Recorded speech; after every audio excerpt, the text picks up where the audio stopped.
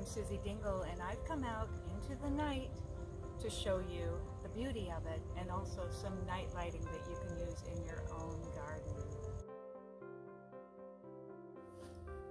Preserving the beauty of our night sky is a true treasure, and we've made great strides lately in the lighting in order to do that.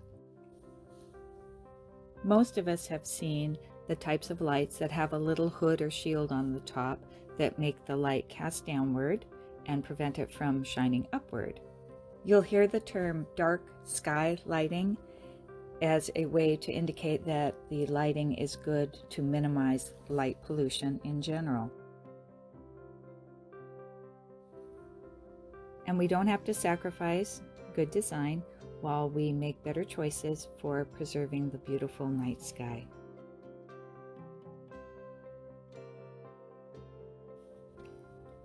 Fortunately, mood and drama is enhanced by a high contrast between darkness or shadows in the light, which allows us to use fewer lights. One Christmas, I created a woodland garden fantasy porch using a minimum of soft lighting, concentrating the candles and the twinkle lights in the sitting areas.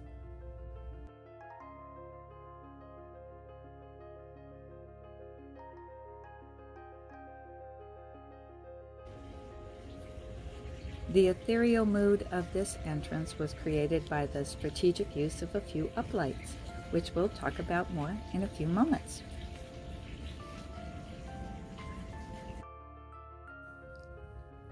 Passing by these two globes hanging from a tree made me smile because they reminded me of the moon, and I had a very playful and whimsical response to them. They illuminated the tree very well and also the entry to the garden.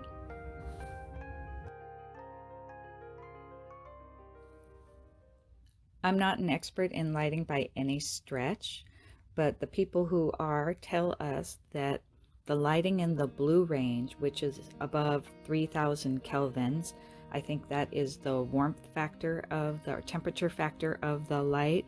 So that's the brighter lights, the more blue lights, is more harmful actually to the night sky, creating light pollution, and also may be harmful to humans and to animals. However, when it's used well, as in this case, the light is cast downward. It defines the building and the entry very well. And they use very little of it. So I'm okay with that. But my preference is for the amber colored lights, the warmer tones, the soft white tones. And here is one of my favorite little courtyards. I think they made such a beautiful, intimate, and cozy setting. And these lights, of course, can be turned off very easily at the end of the night.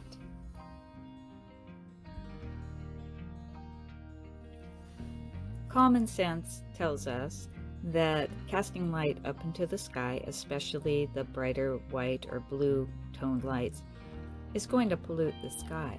However, if the intensity of it is turned down, if it's dimmed down, as in the case here, and also the lighting, the uplighting itself is the primary lighting, so no other lighting is used except along the building and the entryway, and these are dark sky lights, they are cast downward and shielded on top, then I think that's a fair compromise.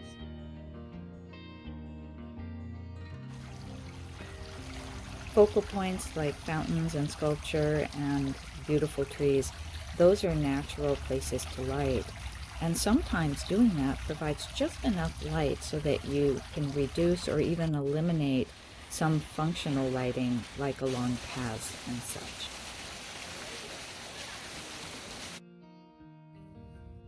The functional aspect of lighting is, of course, a primary consideration.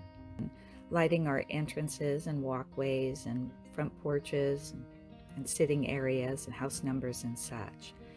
And some of the older homes that don't have the dark sky technology tend to be a little overdone, but those can of course be modified or replaced over time.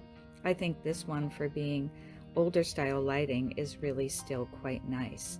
And of course, turning that off as soon as it's no longer needed at night is helpful. However, this beautiful walkway that is white and illuminates just pretty much the sidewalk, and those beautiful hydrangeas, the white hydrangeas, I think is glorious. It does a beautiful job of function. And then we go into the more artistic realm of these star type lights that cast the star pattern, and I think those are just magical, and they do provide just enough light so that you can see where you're walking. Where form meets function is where lighting really shines. When the architecture, like in these stairs, oh, it's just so beautiful, that sweeping design, and it's emphasized by the lighting of primarily just that stairway. I think that's exceptional. And then along the borders of homes, where the lighting coincides with the showing off the plants, and then also the sidewalk is somewhat lit. These next two homes are beautiful examples of how to provide quite a bit of general lighting, but keeping the number of lights to a minimum and then keeping them dimmed down.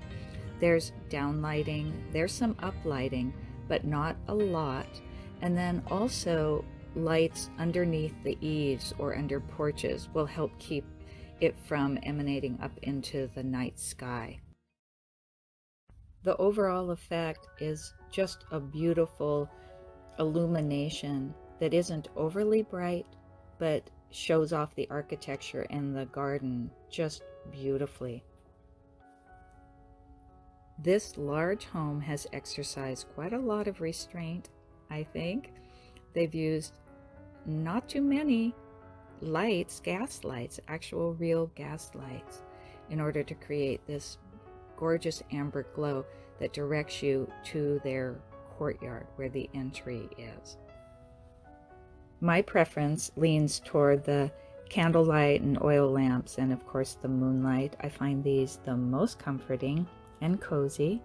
When we do need to use other types of light, it's a wonderful thing to know about this dark sky concept, because then we can perhaps appreciate some of the best light of all, which comes from the starlight.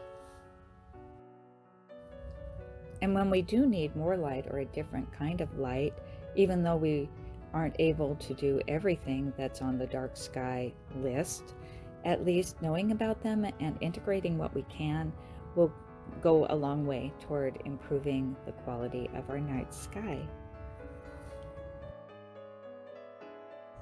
Until next time, keep dreaming, and I mean literally dreaming, in the garden.